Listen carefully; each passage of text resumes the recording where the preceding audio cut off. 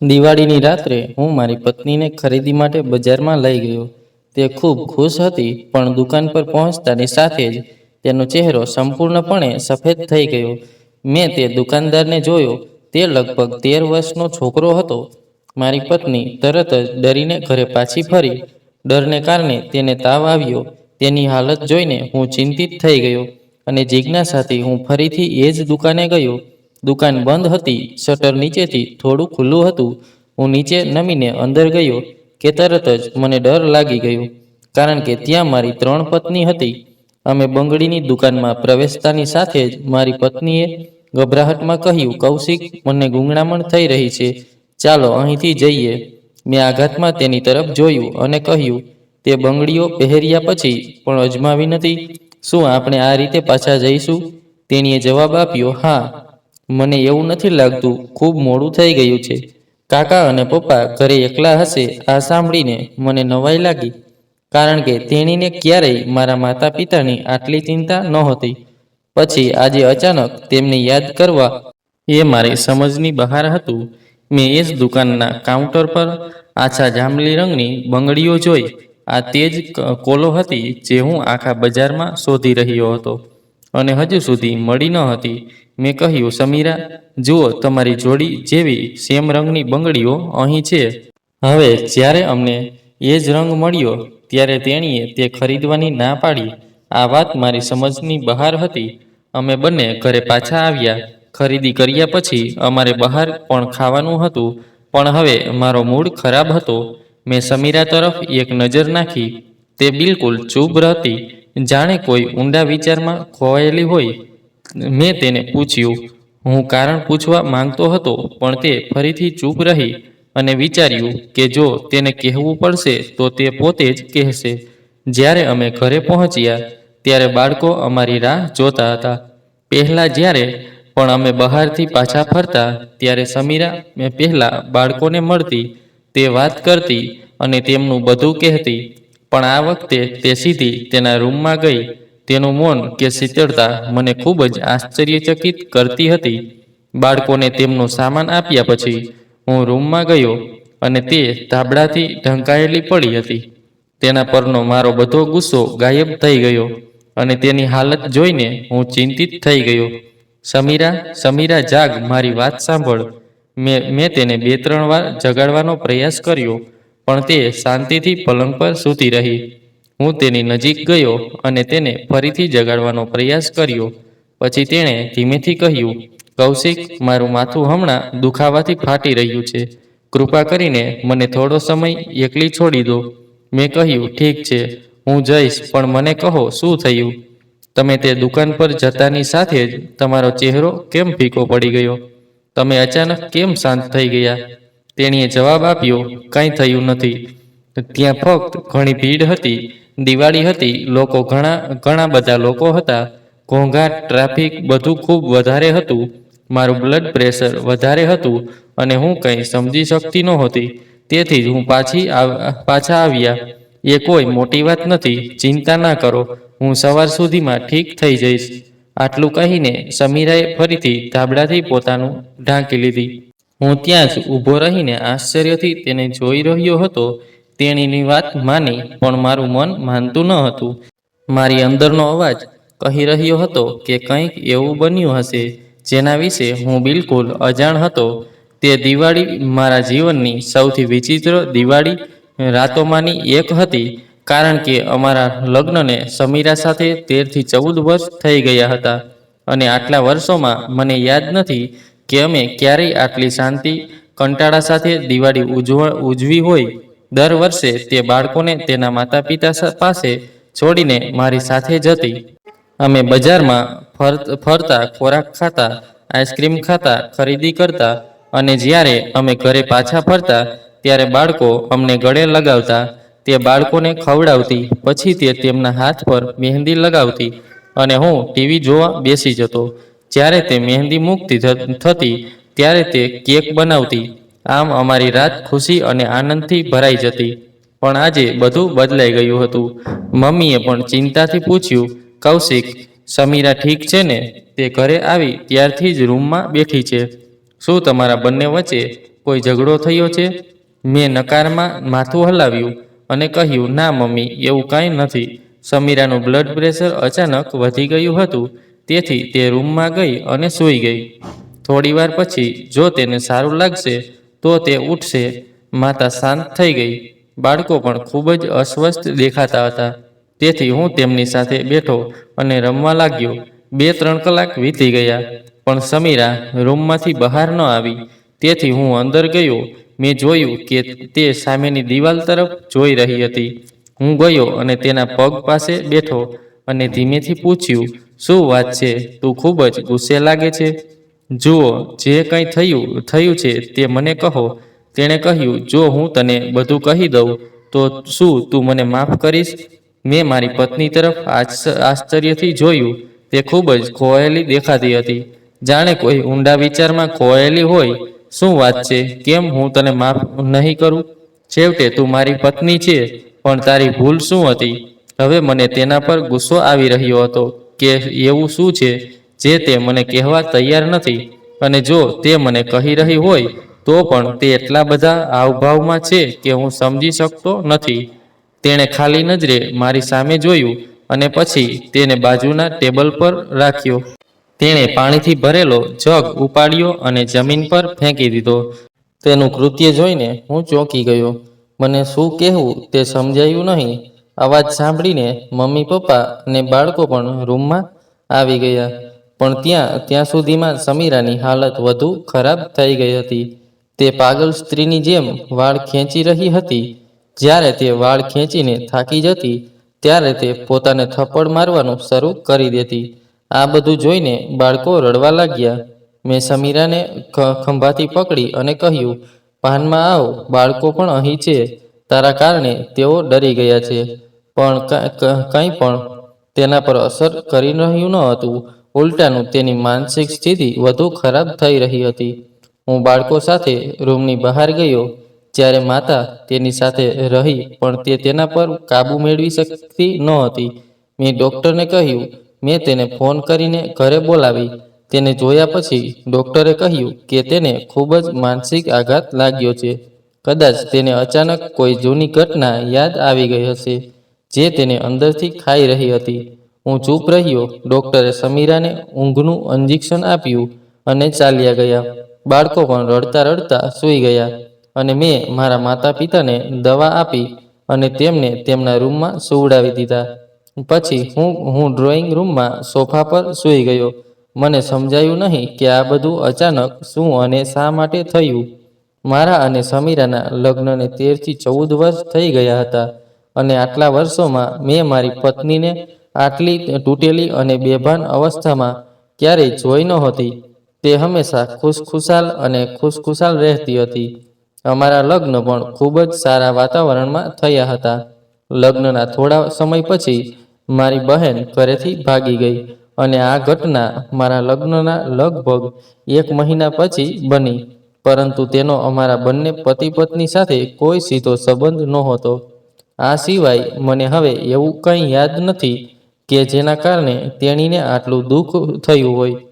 લગભગ મધ્યરાત્રિ થઈ ગઈ હતી જ્યારે તે ચોંકી ગઈ અને બોલી. તે ઊભી થઈ અને મને જોઈને કહ્યું કે રુદ્ર જીવિત છે. તમે જોયું કે તે જીવિત છે? જુઓ, મારા હાથમાંથી લોહી પણ નીકળ્યું નથી અને તે જીવિત છે. મેં આશ્ચર્યથી તેની તરફ જોયું અને ધીમેથી કહ્યું, સમીરા, તું શું કહી રહી છે? હમણાં તારી તબિયત બિલકુલ સારી નથી. તારે વિચારવાનું બંધ કરી દેવું જોઈએ. ના ના, રુદ્ર જીવતો છે. તે મને મારી નાખશે. તે ગભરાયેલી દેખાતી હતી. મેં તેનો હાથ હળવેથી પકડવાનો પ્રયાસ કર્યો, પણ તે પાછળ હટી ગઈ અને કહ્યું, તું મને કેવી રીતે સ્પર્શ કરી શકે? તારા હાથમાંથી પણ લોહી નીકળશે. તારો કોઈ વાંક નથી. બસ મને બચાવ. તું તારી માતાની ચિંતા કરે છે. મને બચાવ. તે મને મારી નાખશે. તે સંપૂર્ણપણે નર્વસ અને માનસિક રીતે અસંતુલિત દેખાતી હતી. મેં તેને પાણી સાથે પાસે રાખેલી ઊંઘની ગોળી આપી અને થોડી વારમાં તે સૂઈ ગઈ. પણ મારી ઊંઘ ઉડી ગઈ. મને સમજાયું નહીં કે તે કોની હત્યા વિશે વાત કરી રહી છે. શું સમીરા કોઈને મારી શકે છે? ના ના, બિલકુલ નહીં. મેં તે ક્ષણે મારા આ વિચારને નકારી કાઢ્યો અને મેં મારો મોબાઈલ વાપરવાનું શરૂ કર્યું, પણ મને શાંતિ નહોતી મળી રહી. હું મારી માતા પાસે ગયો અને કહ્યું કે તમારે થોડીવાર સમીરાના રૂમમાં બેસવું જોઈએ. મારે કોઈ મહત્વપૂર્ણ કામ માટે બહાર જવું છે. હું થોડીવારમાં પાછો આવીશ. ત્યાં સુધી કૃપા કરીને જાગતા રહો. તે મારા રૂમમાં આવી. તેથી મેં કારની ચાવીઓ લીધી અને બહાર ગયો. હું એ જ દુકાન તરફ જઈ રહ્યો હતો જ્યાં સમીરાની હાલત વધુ ખરાબ થઈ ગઈ હતી. જ્યારે હું ત્યાં ગયો ત્યારે મેં જોયું કે દુકાન હજુ પણ ખુલ્લી હતી. શક્ય હતું કે તે દિવાળી સવાર સુધી ખુલ્લી રહી હોત, પણ મને તેની પરવાહ નહોતી.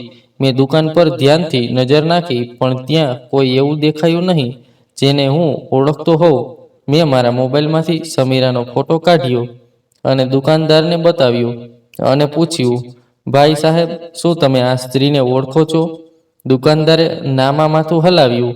મેં તેમને વિનંતી કરી અને કહ્યું કે કૃપા કરીને તમારી દુકાનના કર્મચારીઓને પણ એકવાર પૂછો.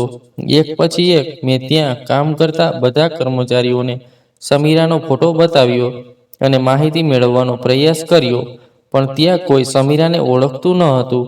પછી મેં છેલ્લી વાર આ પ્રશ્ન પૂછ્યો.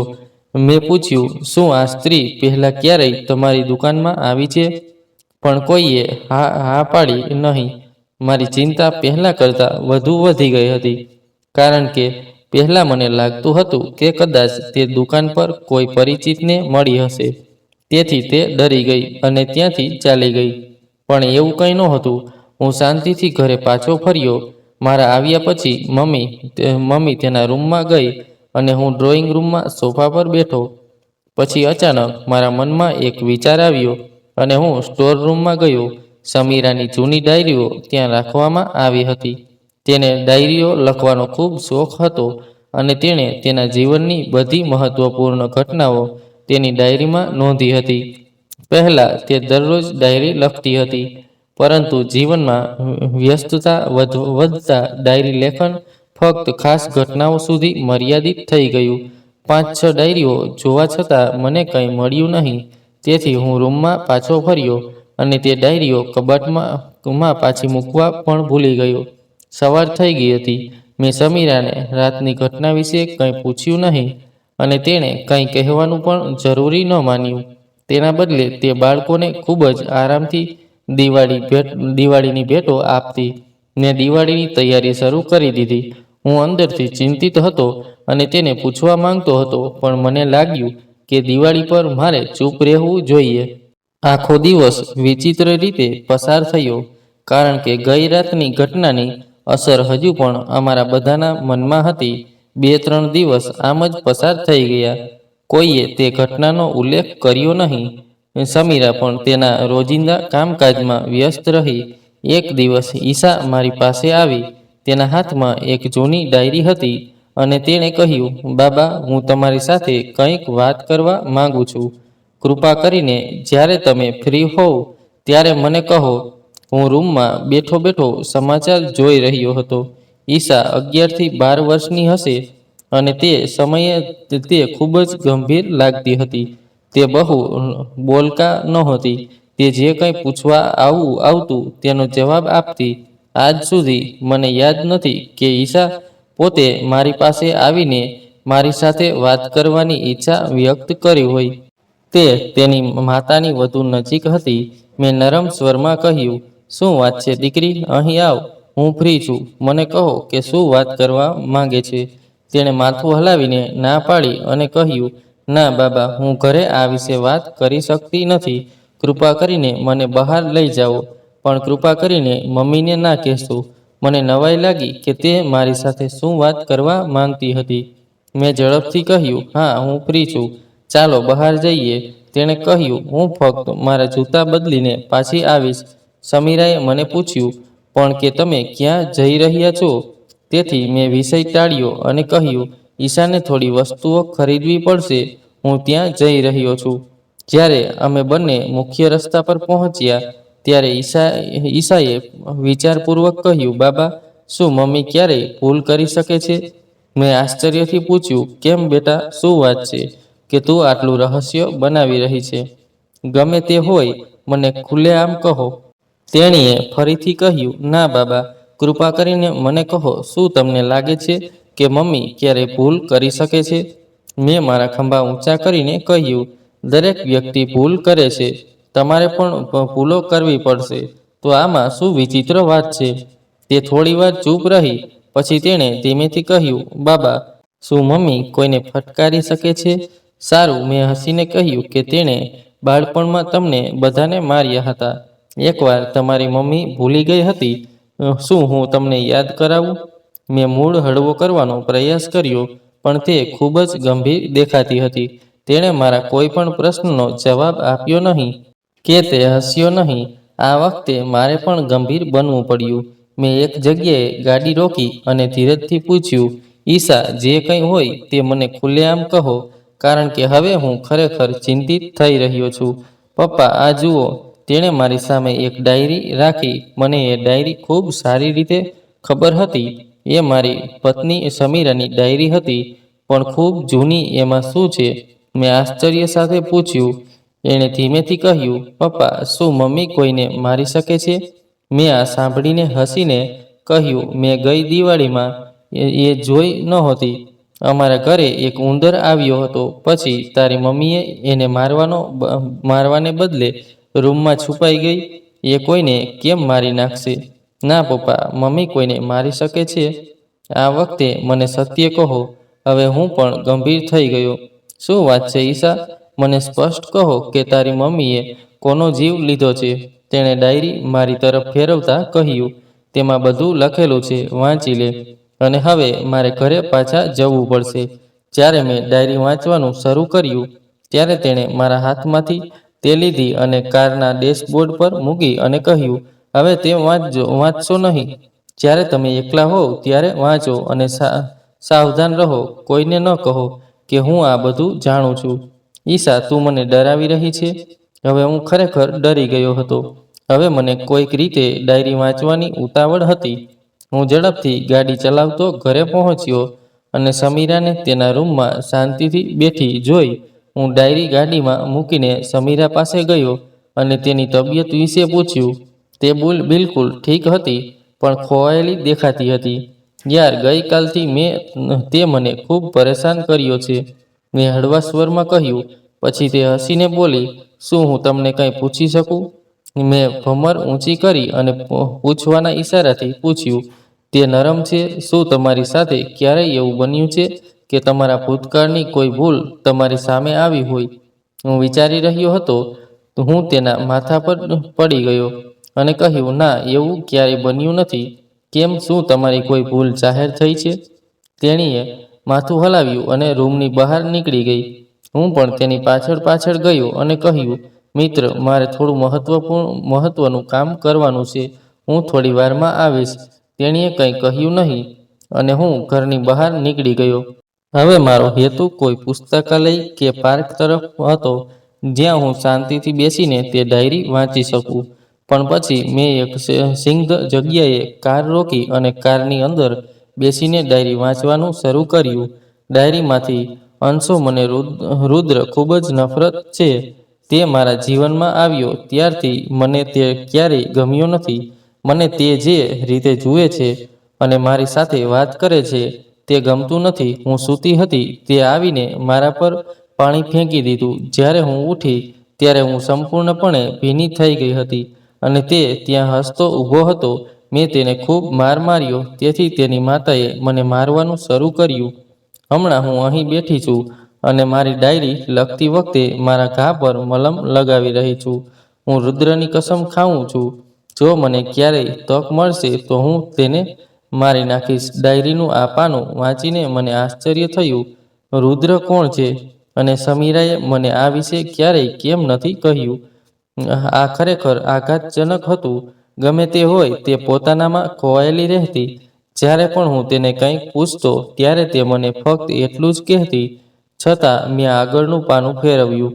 આજે મારા મામાની દીકરી વિશાખાના લગ્ન છે અને હું ખુશ કે ઉદાસ નથી, કારણ કે તે રુદ્રને પસંદ કરતી હતી અને હું આ વાત સારી રીતે જાણું છું. તેણે મને રુદ્રને આપવા માટે એક પત્ર આપ્યો હતો, પણ મેં તે પત્ર છુપાવી દીધો અને જાતે વાંચી લીધો. તેમાં લખ્યું હતું, રુદ્ર, તું અહીં આવ્યો ત્યારથી મને તને ગમે છે. મેં ક્યારેય રુદ્રને તે પત્ર આપ્યો નથી. જ્યારે વિશાખાએ મને તેના જવાબ વિશે પૂછ્યું, ત્યારે મેં મારા ખંભા ઊંચા કરીને કહ્યું કે રુદ્રે પત્ર વાંચ્યો હતો અને તારી ખૂબ મજાક ઉડાવી હતી. જો કે રુદ્રે ક્યારેય પત્ર જોયો ન હતો. તે પત્ર વાંચ્યા પછી રુદ્ર હસતો રહ્યો અને મને વારંવાર એ જ વાતો કહેતો રહ્યો. હવે આ નાકવાળી વિશાખા મને પ્રેમ કરશે? આ પછી વિશાખાએ ક્યારેય રુદ્ર સાથે વાત કરી નહીં. આજે વિશાખાના લગ્ન છે અને હું વિચારી રહી છું કે તેણે રુદ્ર સાથે કેટલા સપના જોયા હશે અને હવે તે તેને કેટલા શાપ આપતી હશે, જ્યારે તે બિચારી રુદ્ર કંઈ જાણતો ન હતો. માફ કરશો વિશાખા, હું નહોતી ઈચ્છતી કે મારા કોઈ સગા કે વ્યક્તિ સાથે જોડાઈ જેણે મારી ખુશી છીનવી લીધી. મને રુદ્ર નફરત છે અને જો તું મારી સાથે લગ્ન કરી લેત તો કદાચ હું પણ તને નફરત કરવા લાગ્યો હોત. ડાયરીનું બીજું પાનું પણ અહીં પૂરું થયું. જ્યારે હું ડાયરી વાંચી રહ્યો હતો ત્યારે સમીરાના વ્યક્તિત્વનું આ અજાણ્યું પાસું મારી સામે આવીને ઊભું રહ્યું. જાણે મને પડકાર ફેંકી રહ્યો હોય. હું જે દાવો કરતો હતો કે હું સમીરાને ખૂબ સારી રીતે ઓળખું છું, છેવટે 13 થી 14 વર્ષના લગ્ન કોઈ મજાક નથી. હવે મારો આ ભ્રમ પણ તૂટી ગયો છે, કારણ કે હું ક્યારેય તે ડાયરીમાં રહેલી સમીરાને ઓળખી શકતો ન હતો. તેના હૃદયમાં તે દુલ્હન જેવા પુરુષ માટે ખૂબ જ નફરત હતી અને તે કોણ હતો મને આ ખબર પણ નહોતી, કારણ કે મેં સમીરા કરતાં વધુ શાંત અને ગંભીર વ્યક્તિ ક્યારેય જોઈ નથી. હે ભગવાન, આ ભ્રમને જીવંત રાખો. મેં આગળનું પાનું ફેરવ્યું અને પ્રાર્થના કરી કે અહીં એવું કંઈ ન હોય જે સમીરાના સ્વભાવથી વિપરીત હોય, એવી કોઈ વસ્તુ જેની હું કલ્પના પણ ન કરી શકું. મને તે દિવસ ખૂબ સારી રીતે યાદ છે જ્યારે મારી માતાએ પિતાના પગ પકડીને કહ્યું હતું, મને આ ઘરમાં રહેવા દો, મારી પાસે જવા માટે બીજી કોઈ જગ્યા નથી. પણ પિતા પોતાને માણસ માનતા નથી. મને કંઈ બીજું સમજવા લાગ્યું હતું. તેણે મારી માતા પ્રત્યે જરા પણ માન રાખ્યું નહીં અને તે જ દિવસે તેને છૂટાછેડાના કાગળો મોકલી દીધા. હું ઝડપથી પપ્પા પાસે દોડી ગયો જેથી મારા હાથ તેમના મોં પર રાખી શકું અને તેમને તે કઠોર શબ્દ બોલતા અટકાવી શકું, પણ ત્યાં સુધીમાં ઘણું મોડું થઈ ગયું હતું. મેં મારી માતાની ચીસો સાંભળી અને પછી મેં રુદ્ર તરફ જોયું જે મારી તરફ હસતો હતો. તેના ચહેરા પર એક શેતાની સ્મિત સ્પષ્ટ દેખાઈ રહ્યું હતું. મને તેનું લોહી પીવાનું મન થઈ રહ્યું હતું. તે આવું કેમ કરી રહ્યો હતો? મારી તેની સાથે શું દુશ્મની હતી? કંઈ નથી, કંઈ નહીં, ખબર નહીં તેણે આ બધું કેમ કર્યું. કે પછી પાનું પૂરું થઈ ગયું. હવે આ રુદ્ર કોણ છે તે જાણવાની મારી ચિંતા વધુ વધી ગઈ. અને સમીરાએ આ વિશે ક્યારેય કંઈ કેમ કહ્યું નહીં. મેં આગળનું પાનું ફેરવ્યું પણ તે ફાટી ગયું હતું. બાકીની ડાયરી પણ ખાલી હતી. તે ફક્ત છેલ્લા પાના પર લખેલી હતી. રુદ્રએ ના પાડી ત્યારે હું તે રિલીઝ ડેટ પર પાગલ થઈ ગયો હતો. મને કંઈ સમજાયું નહીં. જ્યારથી તે પ્રસ્તાવ આવ્યો ત્યારથી મને તે ગમવા લાગ્યો. કદાચ તેનો ફોટો જોઈને જ મને તેના પ્રેમમાં પડી ગયો હશે. પણ રુદ્રે સ્પષ્ટપણે ના પાડી દીધી કે તેના લગ્ન અમારા ઘરમાં થઈ શકતા નથી. માતા પણ તેની સાથે સંમત થઈ. મને ખૂબ ગુસ્સો આવ્યો કારણ કે તેણે મને એમ પણ કહ્યું હતું કે હું તે ઘરમાં લગ્ન કરી શકતો નથી. મેં રુદ્ર સાથે દલીલ કરી નહીં કારણ કે મને ખબર હતી કે જો હું કંઈ કહીશ તો હું ખૂબ જ કઠોર કહીશ. મેં મારા માતાને સ્પષ્ટપણે કહ્યું કે આપણા ઘરના કામકાજ વિશે વાત કરનાર તે કોણ છે? તે મારો ભાઈ નથી કે કોઈ સગો નથી, તેથી તેને આપણા કૌટુંબિક બાબતોમાં ઘસડવાનો ન જોઈએ. પણ મમ્મીએ મારી સામે કડક નજરે જોયું અને કહ્યું, તારા પિતા નથી એટલા માટે કોઈ માણસે આ બાબતોમાં બોલવું પડશે. તારા પિતાએ જે કર્યું તે હું ભૂલી ગઈ છું. પણ જ્યારે મેં આ વાત રુદ્ર સમક્ષ મૂકી ત્યારે તેણે ના પાડી. હવે તેના ઇનકાર પછી હું તારા લગ્ન ત્યાં કેવી રીતે કરાવી શકું? મમ્મી, તારા છૂટાછેડા દરમિયાન તે હસતો હતો. મેં લાચારીથી કહ્યું. માતાએ ધીમેથી જવાબ આપ્યો, તે ત્યારે બાળક હતો, હવે તે યુવાન અને બુદ્ધિશાળી છે. તમે જ બિનજરૂરી દુશ્મનાવટને પોષી છે. આ બધી ફરિયાદો છોડી દો. જુઓ, અમારી સાથે કોઈ માણસ નહોતો અને ભગવાને તેને અમારા માટે મોકલ્યો છે, અમારા રક્ષકની જેમ, અને તમે તેના પ્રત્યે કૃતજ્ઞ છો. મારું લોહી ઉકળી રહ્યું હતું. મેં 2 દિવસ સુધી મારી માતાને સમજાવવાનો પ્રયાસ કર્યો, પણ કોઈ અસર થઈ નહીં. જાણે રુદ્ર પ્રત્યેનો તેનો પ્રેમ તેની આંખો પર પટ્ટીની જેમ બંધાઈ ગયો હોય. મેં જેટલું સમજાવવાનો પ્રયાસ કર્યો તેટલી જ તે મારી વિરુદ્ધ થઈ ગઈ. ભલે તે મારો સગો ભાઈ હોત, પણ હું તેની વાત માની લેત. પણ તે અજાણ્યો હતો, તો પછી મમ્મી તેના પર કેવી રીતે વિશ્વાસ કરી શકે?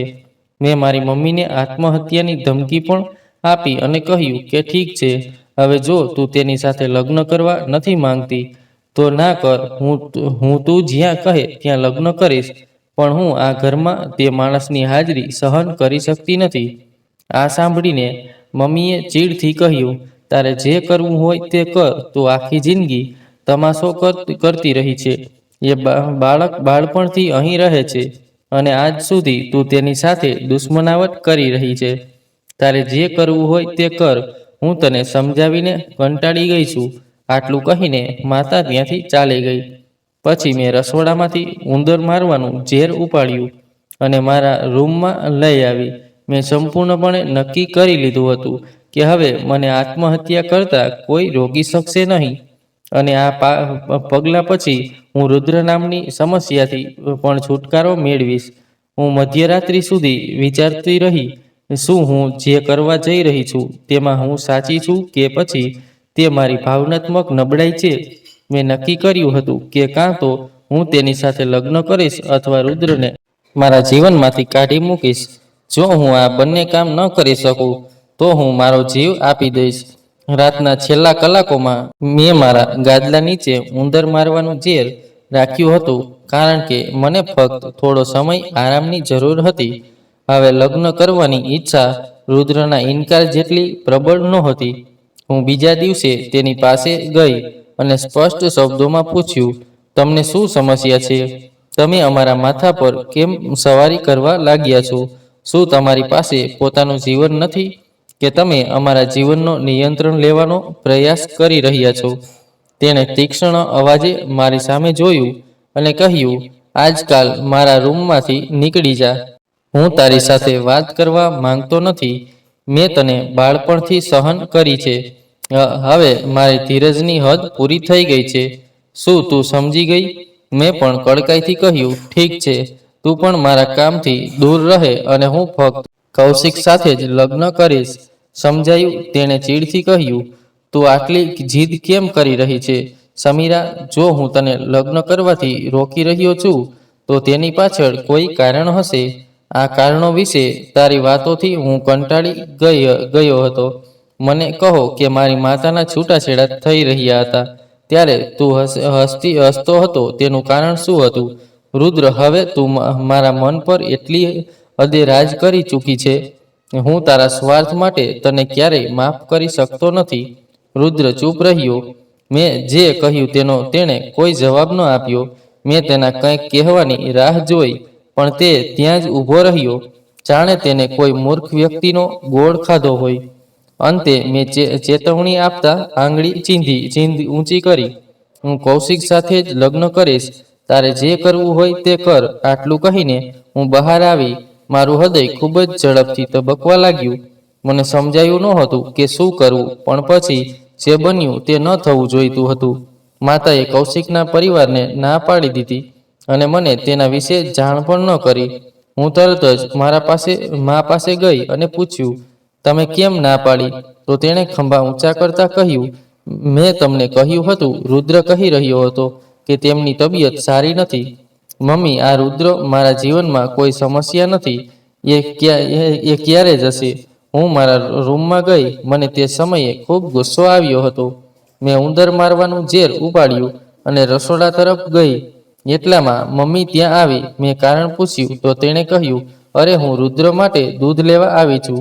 તને ખબર નથી, રાત્રે દૂધ પીધા પછી તે સૂઈ જાય છે. માતા, તું જા, હું તને આપીશ. તે માની શકતી ન હતી, કારણ કે આજ સુધી મેં રુદ્રના કોઈ કામને સ્પર્શ કર્યા નહોતા, અને જ્યારે મેં અચાનક આ કહ્યું ત્યારે તેને આશ્ચર્ય થયું. સ્વાભાવિક હતું. હા, તારી તબિયત સારી નથી, તું આરામ કર, હું તને આપીશ. તે ખુશીથી તેના રૂમમાં ગઈ. જ્યારે મારા અંદરની સળગતી લાગણીને શાંત કરવા માટે મેં રુદ્રના દૂધમાં ઝેર ભળવ્યું, અને જ્યારે હું તેને તેના રૂમમાં આપવા ગઈ ત્યારે તે બાથરૂમમાં હતો. આ જોઈને મેં ભગવાનનું નામ લીધું અને ઝડપથી દૂધ રાખી દીધું અને બહાર નીકળી ગઈ. મેં આખી રાત બેચેનીમાં વિતાવી. સવાર પડી ત્યારે રુદ્રનું પણ એવું જ પરિણામ આવ્યું જેવું મેં વિચાર્યું હતું. એનો અર્થ એ કે તે મરી ગયો હતો, અને તે દિવસ મારા જીવનનો સૌથી ખુશ દિવસ હતો. આ ડાયરીનું છેલ્લું પાનું પણ સમાપ્ત થઈ ગયું. આ બધું વાંચીને હું સ્તબ્ધ થઈ ગયો. હું વિચારોમાં ખોવાઈ ગયો કે સમીરા આવું કેવી રીતે કરી શકે. તેણે ક્યારેય કોઈને કઠોર શબ્દોનો ઉપયોગ કર્યો નથી. શું તેનામાં કોઈનો જીવ લેવાની હિંમત હતી? મેં ડાયરી બંધ કરી દીધી હતી, પણ મારા વિચારોનો દોર ખૂબ દૂર સુધી જતો રહ્યો હતો. અને આ રુદ્ર કોણ છે મને ખબર નથી. કેમ જ્યારે પણ રુદ્રનું નામ આવતું ત્યારે મારા મનમાં આ પ્રશ્નો ઊભા થતા. મેં ગાડી શરૂ કરવાનો પ્રયાસ કર્યો, પણ મારા હાથ ખૂબ ધ્રુજી રહ્યા હતા. મને એ પણ ચિંતા હતી કે મેં જે વાંચ્યું છે તે ઈશાએ પણ વાંચ્યું હશે તો તેને તેની માતા વિશે શું લાગતું હશે. તે પહેલાથી જ શાંત રહે છે, પણ હવે તે શું પસાર કરી રહી છે. આ વિચારીને મારું મન ખૂબ જ દુઃખી થઈ ગયું. હું ઘરે પાછો આવ્યો પણ બિલકુલ મૌન હતો. નિશાએ પણ એકવાર મારી સામે ઊંડી નજરે જોયું. ભલે મેં કંઈ પૂછ્યું ન હતું, પણ તે મારી તરફ જે રીતે જોતી હતી તે હું સમજી ગયો.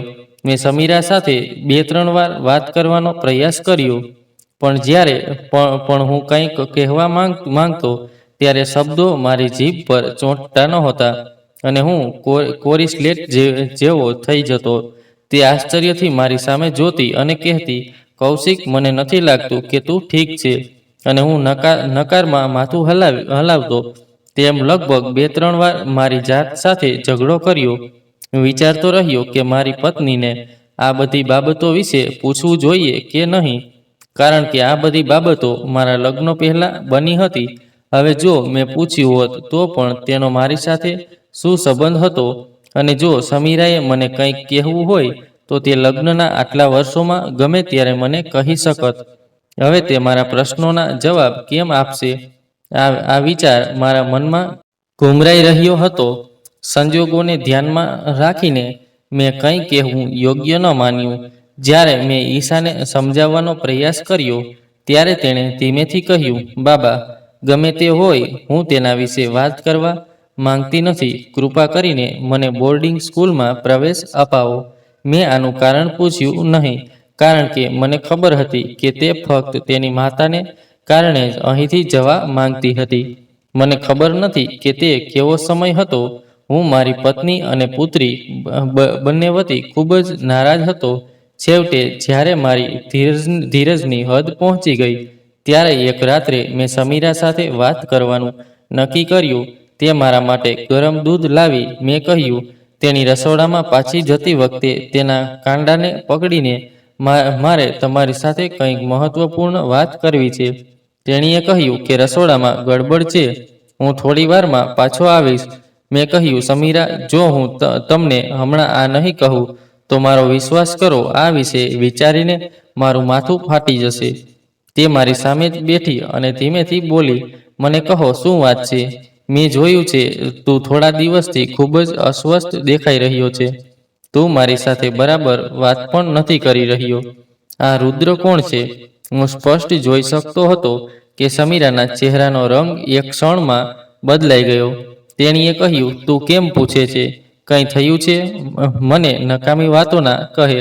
ફક્ત તે મને કહે કે તે શું પૂછ્યું છે. આ રુદ્ર કોણ છે? તેણીએ સ્પષ્ટપણે ના પાડવાનું શરૂ કર્યું. મને ખબર નથી કે તું શું કહે છે. મેં એ જ રુદ્ર કહ્યું જેને તે ઉંદરનું ઝેર આપ્યું હતું.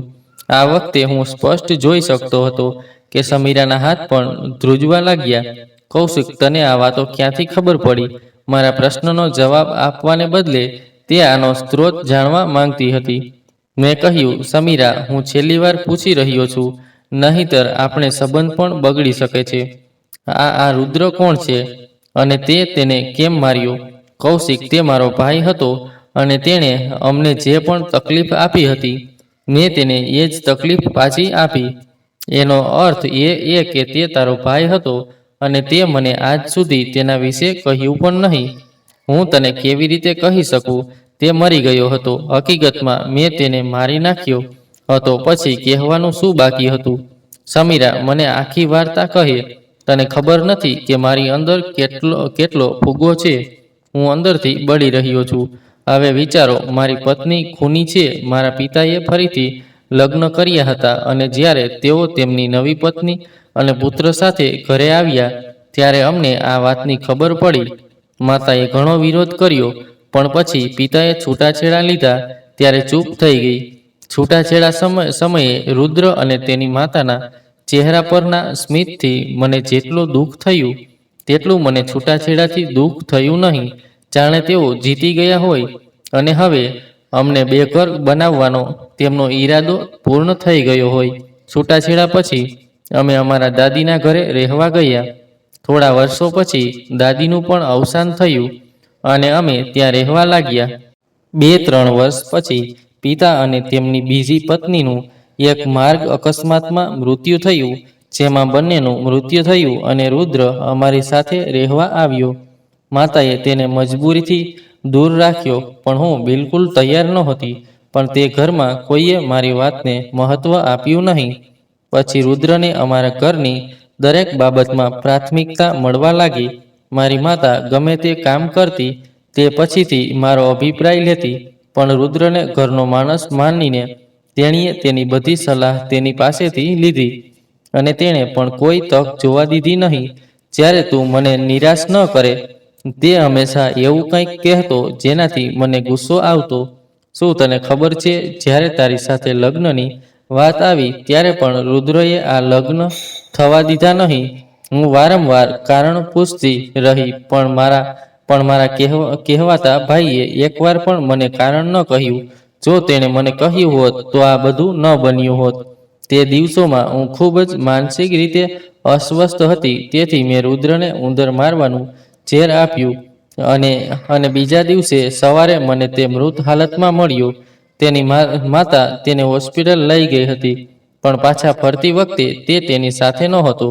મને વિચારીને પણ આનંદ થયો કે કદાચ માતા તેના મૃતદેહને શબદઘરમાં લઈ ગઈ હશે. તારી સાથે લગ્ન કર્યા પછી મને ખબર પડી કે તારી બહેન જાહ્નવીને રુદ્ર ગમે છે. તેણીને ખબર નહોતી કે રુદ્ર મરી ગયો છે અને તે પણ જાણતી નહોતી કે તે મારો ભાઈ છે. જ્યારે તેણે મને રુદ્રનો ફોટો બતાવ્યો ત્યારે હું હૃદયથી હચમચી ગઈ, પણ છતાં મેં કહ્યું નહીં કે તે મારો ભાઈ છે. તે કહેતી હતી કે તેનો ભાઈ એટલે કે તમે તેને ક્યારેય તેની મરજી મુજબ લગ્ન કરવા દેશો નહીં. તેથી જ તે ભાગી જવા માંગતી હતી. મેં તેને ઘણું સમજાવ્યું કારણ કે મને ખબર હતી કે રુદ્ર હવે આ દુનિયામાં નથી. પછી એક દિવસ તે ખરેખર ભાગી ગઈ. અંદરથી હું ખૂબ જ દુઃખી હતી. પછી મને સમજાયું કે રુદ્ર મને આ લગ્નનો ઇનકાર કરી રહ્યો છે કારણ કે તે તમારી બહેનને પસંદ કરે છે. જો તમને ખબર હોત કે તમારી બહેન અને રુદ્ર વચ્ચે કંઈક ચાલી રહ્યું છે તો તમે મારાથી આ બધાનો બદલો લીધો હોત. મારો સાવકો ભાઈ હોવા છતાં રુદ્ર હંમેશા મારી સંભાળ રાખતો, પણ મેં તેનો જીવ લેવાનો પ્રયાસ કર્યો. તે દિવસે જ્યારે અમે બંગડીની દુકાને ગયા હતા, શું તમે જાણો છો કે મેં કોને જોયો? રુદ્ર અને જાહ્નવીને. તે બંને ત્યાં બંગડીઓ ખરીદી રહ્યા હતા. હવે મને સમજાયું કે રુદ્ર બચી ગયો હતો. ખરેખર મેં તેને ઉંદર મારવાનું ઝેર આપ્યું હતું, પણ તેણે ક્યારેય દૂધ પીધું નહીં. કદાચ તેણે મને વોશરૂમમાંથી બહાર આવતી વખતે જોઈ હશે, તેથી તેણે તે દૂધ પીધું નહીં અને બચી ગયો. અને પછી તે ચૂપચાપ મારા જીવનમાંથી ચાલ્યો ગયો. આજે મને મારી જાત પર નવાઈ લાગે છે કે મેં આ બધું કેમ કર્યું. છેવટે તે આવું કેમ કર્યું. આટલું કહીને તે રડવા લાગી અને પોતાને ખૂબ મારવા લાગી.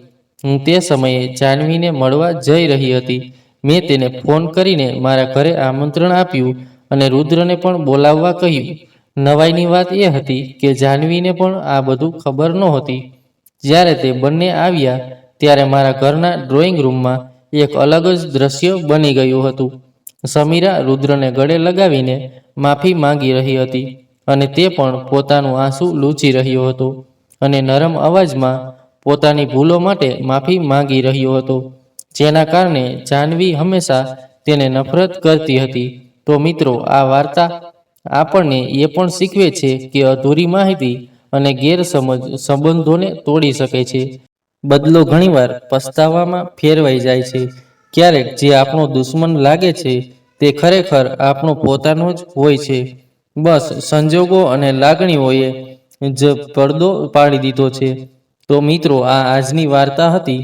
આ વાર્તા વિશે તમારો શું અભિપ્રાય હતો? કૃપા કરીને કોમેન્ટ બોક્સમાં અમને જણાવો.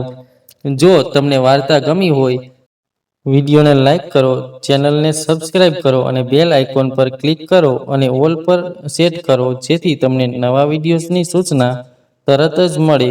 આભાર.